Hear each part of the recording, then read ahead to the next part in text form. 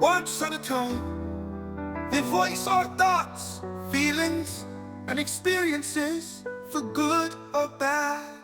Brothers, sisters, and friends across the world, I am honored to address this vast audience, many of whom are members of our church and many of whom are friends and new listeners to this conference broadcast. Welcome. The messages shared are communicated in words. They are given in English and translated into nearly 100 different languages. Always the base is the same: words. And words matter a lot. Let me say that again. Words matter. They are the bedrock of how we connect.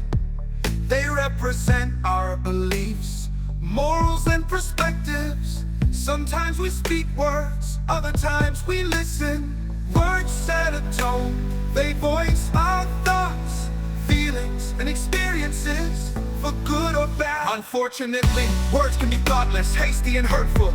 Once said, we cannot take them back. They can wound, punish, cut down, and even lead to destructive actions. They can weigh heavily on us. On the other hand, words can celebrate victory, be hopeful and encouraging. They can prompt us to rethink, reboot, and redirect our course. Words can open our minds to truth. That is why, first and foremost, the Lord's words matter.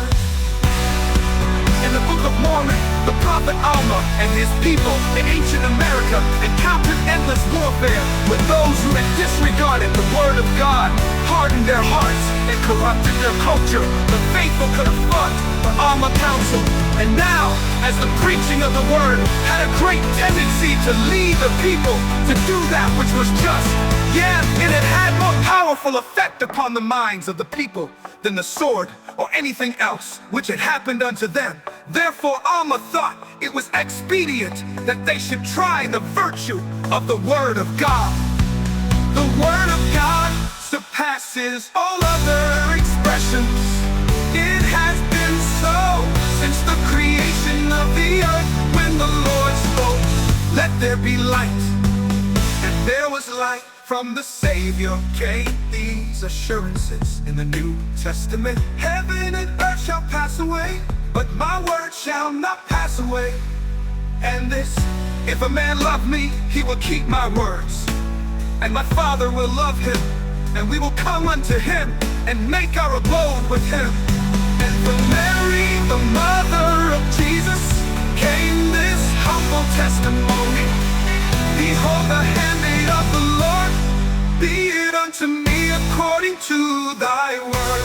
Believing and heeding the word of God will draw us closer to him.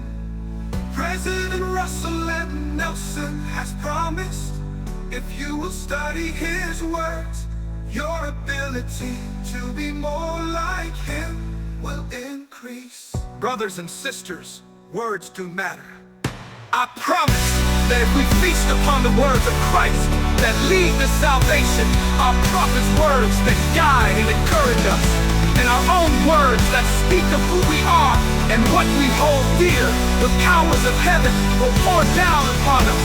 The words of Christ will tell you all things what he should do. We are Heavenly Father's children, and he is our God.